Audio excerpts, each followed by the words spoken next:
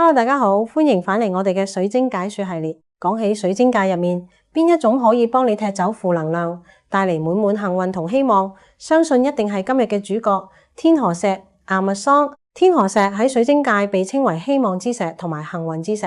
佢嗰種好似 Tiffany Blue 嘅迷人藍綠色，睇見都覺得特別治癒。今日我就同大家一次過拆解呢個自信強心針背後嘅挑選攻略同埋能量真相。想增強自信同運氣嘅朋友，記得留心聽啦。首先，我哋要搞清楚天河石到底係乜嘢來頭。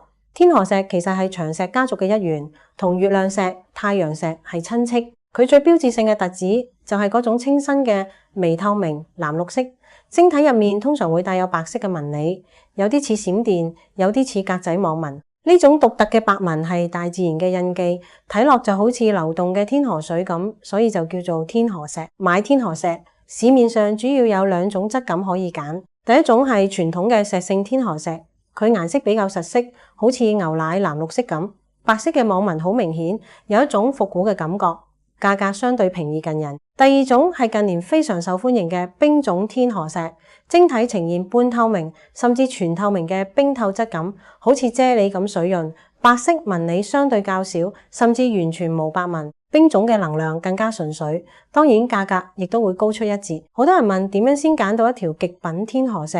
呢度分享三大等級指標。第一，睇顏色，靚嘅天河石顏色應該係飽滿嘅湖水藍或者 Tiffany Blue。綠中帶藍係最值錢嘅，如果顏色太淡、太白或者發灰，價值就會大打折扣。第二，睇透度同水頭，如果你追求冰種，咁就一定要揀晶瑩剔透，望落去好似有水光咁靈動嘅感覺，越透越貴。第三，避開黑點同雜質，天然天河石好容易有黑點或者共生嘅黃啡色雜質。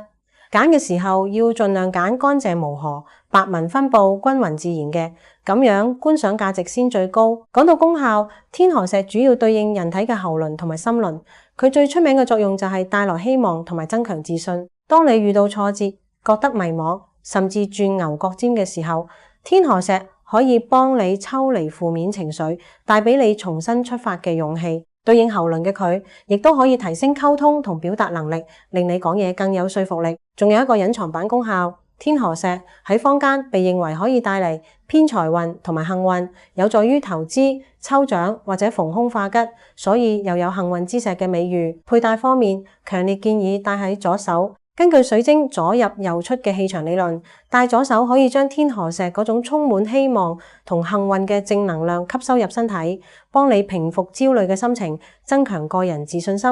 無論你係去面試、見客，定係想今日幸運啲，戴喺左手就可以成為你嘅強力後盾。保養消磁方面要特別留意，天河石屬於長石家族，硬度相對比較低，而且怕高溫同酸鹼。所以千祈唔好用長時間烈日暴曬嚟消磁，否則好容易會令佢褪色甚至爆裂。最強烈建議用白水晶簇或者紫水晶洞放一晚，溫和淨化，或者用月光浴充電。